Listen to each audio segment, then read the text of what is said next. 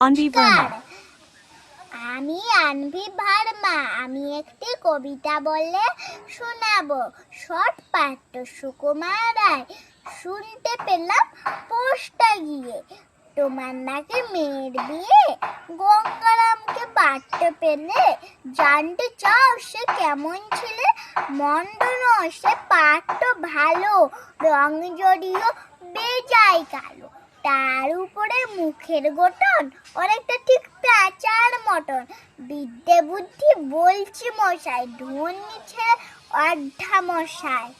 19টি বার ম্যাকটি গেছে, ঘায়ল হয়ে ফিরল শেষে। বিষয় আসল গরিব বেজায়, কষ্টে সৃষ্টে দিন চলে যায়।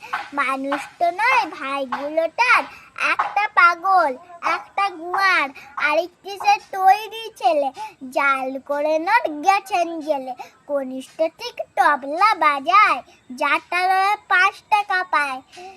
গঙ্গারাম তো কেবল ভোগে, পিলে জল আর পাণ্ডু লোগে।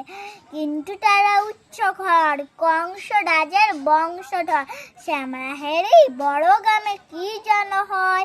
গঙ্গারামের যা হোক তো এবার পাঠটা পেলে, এমন কি আর মন্দ ছেলে। নমস্কার।